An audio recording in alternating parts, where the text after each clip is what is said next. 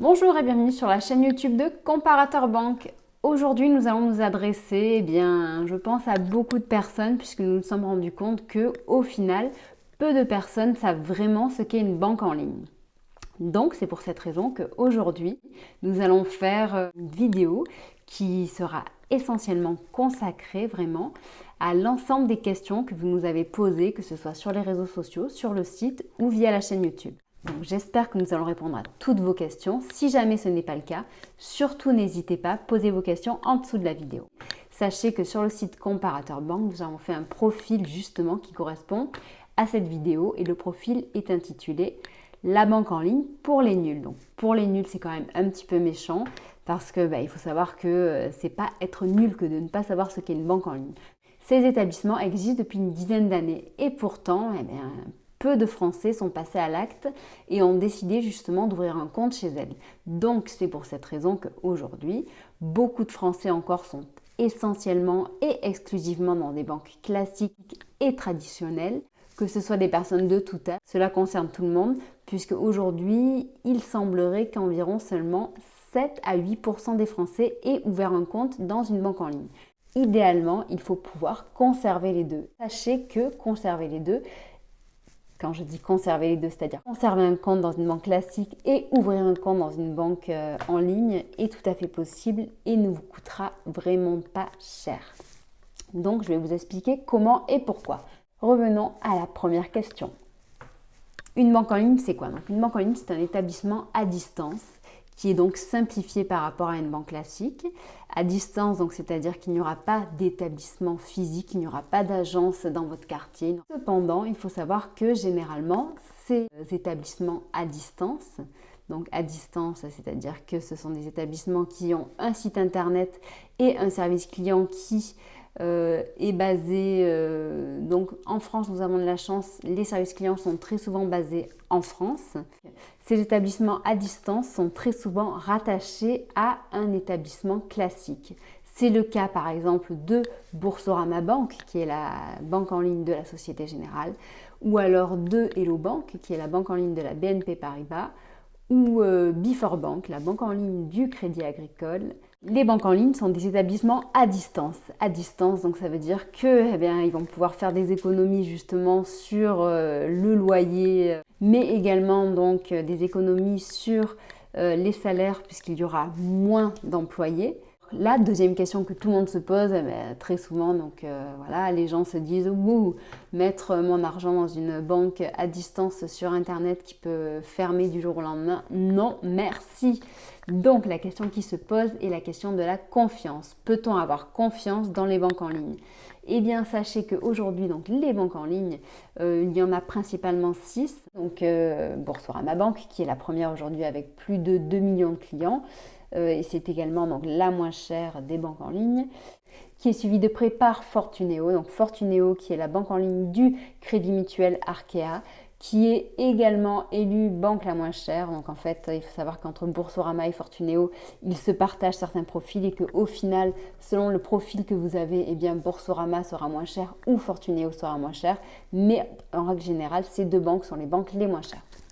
Voilà, donc Boursorama, Fortuneo, Before Bank, qui est elle une banque en ligne qui est plutôt spécialisée justement sur le profil des gens qui souhaitent investir, sur des gens qui souhaitent placer leur épargne.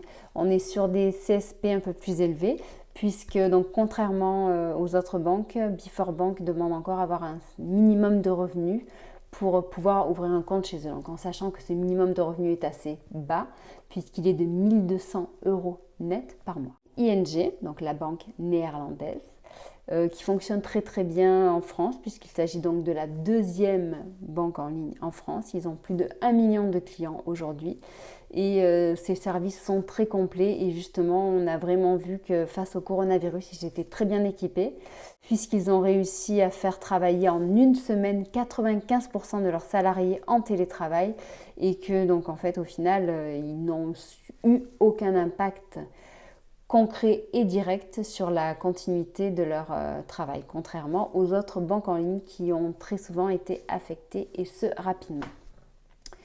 Voilà. Donc ensuite, il y a Monabank qui est une banque en ligne qui est rattachée au groupe Crédit Mutuel. Monabank est une banque un petit peu à part, je vous le dirai pourquoi. Et enfin, la dernière, Hello Bank, qui est la banque en ligne de la BNP Paribas et qui est également un petit peu différente des autres. Je vous expliquerai pourquoi par la suite. Voilà, donc ces 6 organismes sont des établissements bancaires à distance en qui nous pouvons avoir 100% confiance. Je vais vous expliquer pourquoi. Eh bien parce qu'elles ont l'agrément bancaire. L'agrément bancaire qui est délivré par l'ACPR, qui est une autorité régulatrice. Cet agrément permet également donc aux établissements de proposer à leurs clients un crédit, qui est le fonds de garantie de dépôt et de résolution. Ce fonds permet de couvrir chacun des clients de ces établissements à hauteur de 100 000 € sur leur compte. Donc c'est-à-dire que l'argent qui est présent sur le compte d'un établissement en ligne est donc garanti au même titre qu'il l'est dans une autre banque classique. Que proposent les banques en ligne aujourd'hui? Donc il faut savoir qu'avant justement, du moins à leur lancement il y a une dizaine d'années, les services qu'elles proposaient étaient justement vraiment réduits. Aujourd'hui, les services que proposent ces établissements à distance sont de la même qualité que les banques en ligne classiques. C'est-à-dire qu'elles vont proposer donc un compte courant. Très souvent, il faut savoir justement que ce compte courant sera un compte courant sans frais de tenue de compte. Ensuite, il faut savoir que ces banques proposent donc bien entendu une carte bancaire. Très souvent, cette carte sera gratuite. Cette carte bancaire permettra également donc de faire ses achats, donc que ce soit des paiements ou des retraits à l'étranger, sans frais de tenue de compte. En termes d'autres moyens de paiement, il faut savoir que les banques en ligne proposent également les chèques. Autre atout de ces banques en ligne, il faut savoir qu'elles vont proposer une prime à l'ouverture. Eh bien oui, vu qu'elles ont vu que justement les Français boudaient l'ouverture des comptes chez elles, elles ont décidé d'investir et de proposer des primes allant de 50 € à 80, voire plus. Donc ces primes sont offertes à chacun des nouveaux clients sous conditions. Donc les conditions sont bien entendu indiquées sur le site de chacun des clients. À titre informatif, nous avons fait justement un classement des primes. Ce classement sera disponible en dessous de cette vidéo. Donc en plus de tous ces services classiques et basiques, les banques en ligne proposent également donc des solutions d'épargne avec des livrets réglementés, mais aussi des livrets spécifiques qui sont justement bien plus dynamiques que les livrets réglementaires. Elle propose également donc des assurances vie. Ensuite, elle propose également un accès au service de la bourse, ce qui n'est pas toujours le cas et pas toujours évident avec les banques classiques. Et enfin, il faut savoir bien entendu que ces banques, comme je vous le disais tout à l'heure avec l'agrément, proposent un service de crédit. Les petits plus qui sont très importants et justement qui font la différence avec les établissements classiques et les établissements en ligne.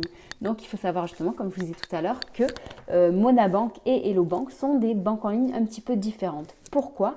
Eh bien parce qu'elles ne sont pas 100% gratuites comme le sont ses concurrentes. Mais ceci a une justification. Donc par exemple, pour Monabank, il faudra débourser tous les mois au moins 2 € par mois. À partir de 2 € par mois, on peut déjà déposer de l'argent liquide dans les agences du CIC. Il y a donc également Hello Bank qui propose un compte gratuit qui s'appelle Hello One, mais également Hello Prime qui lui est accessible à 5 € par mois et qui permet donc de déposer de l'argent liquide dans les agences de la BNP Paribas. Question que tout le monde peut se poser, la banque en ligne, c'est fait pour qui? C'est peut-être pas fait pour moi au final.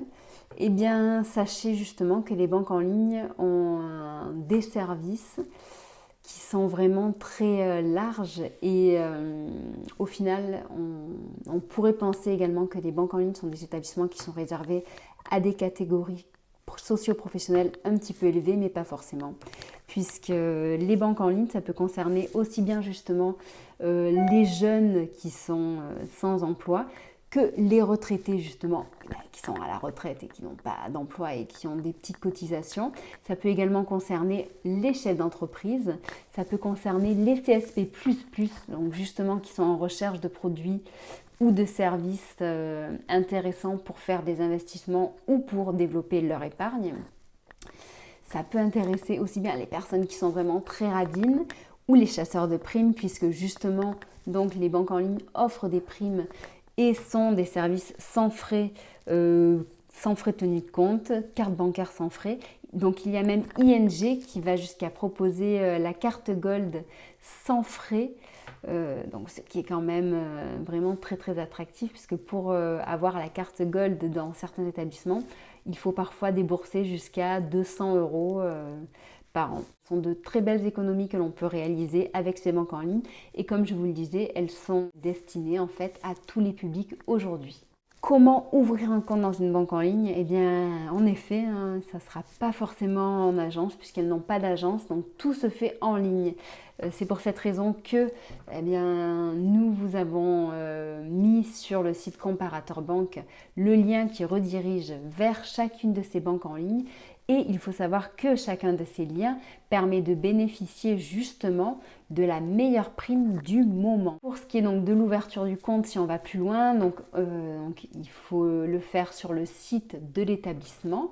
Il faut compléter un petit formulaire qui généralement ne prend pas plus de 5 à 6 minutes. Et par la suite, il faut envoyer des éléments justificatifs. Donc ces éléments justificatifs doivent être soit des photos, soit des scans de vos pièces d'identité. Donc généralement, on va vous demander soit votre carte d'identité, soit le passeport. On va vous demander de temps en temps les dernières fiches de revenus ou alors l'avis d'imposition. On va vous demander un justificatif de domicile. Voilà, donc il est très important que ces éléments, ces pièces justificatives soient de très bonne qualité, puisque si vous les envoyez et que la qualité est mauvaise, alors là, ça risque un petit peu de compliquer les choses et d'alourdir le processus, puisque vu que les choses se font en ligne, dès qu'il y a un petit grain de sable quand même qui se met dans la machine se complexifie et parfois, donc justement, le consommateur perd patience. Et c'est là qu'au final, vous ne bénéficiez pas de tous ces avantages qui s'offrent à vous aujourd'hui. Voilà, donc des personnes qui sont un petit peu suspicieuses, et c'est d'ailleurs tout à fait normal, se demandent, mais une banque en ligne, si elle est sans frais de tenue de compte, avec une carte de paiement gratuite, comment arrivent-ils à gagner leur vie? Eh bien, il faut savoir qu'aujourd'hui, donc justement, arriver à gagner sa vie pour une entreprise, ça veut dire être rentable et même donc dégager des bénéfices. Aujourd'hui, malheureusement, peu de banques en ligne sont rentables. Oui. On pensait que ING allait y arriver cette année. Cependant, avec la crise du coronavirus, eh bien, ils ont annoncé que ce projet-là allait être reporté. Et pour ce qui est donc justement de Boursorama, Boursorama qui dépense énormément en termes de coûts d'acquisition de nouveaux clients, c'est pour cette raison qu'ils sont arrivés à 2,1 millions clients aujourd'hui, et bien ce n'est pas non plus cette année qu'ils arriveront à être rentables. Cependant, donc, ces sociétés arrivent bien entendu à dégager des revenus puisque le crédit leur permet donc bien entendu d'en dégager. Tout ce qui est également donc livret d'épargne, solution d'assurance vie, et également toutes les actions qui ne sont pas faites en ligne sont des actions payantes. Donc par exemple, quand vous allez contacter un conseiller pour lui demander de faire une action à votre place, un virement ou quoi que ce soit, eh bien ça sera une action payante. Donc c'est pour cette raison qu'il faut bien se renseigner sur tous les frais bancaires et les frais annexes que vous pouvez avoir dans ces établissements pour ne pas être surpris en fin de mois. Ceci dit, généralement, les frais sont vraiment minimes. Si vous avez des questions supplémentaires à ce sujet, n'hésitez surtout pas à nous les poser. Si vous avez aimé cette vidéo, dites-le, mettez un petit pouce et n'hésitez pas à vous abonner si vous souhaitez en savoir plus justement sur les banques en ligne, sur tous les bons plans que vous pouvez avoir avec les néobanques, avec les différentes applications que l'on peut retrouver sur internet avec la fintech. Eh bien, abonnez-vous à notre chaîne YouTube. Vous pouvez en savoir un petit peu plus toutes les semaines. Je vous souhaite une très bonne journée. Je vous dis à très bientôt. Au revoir.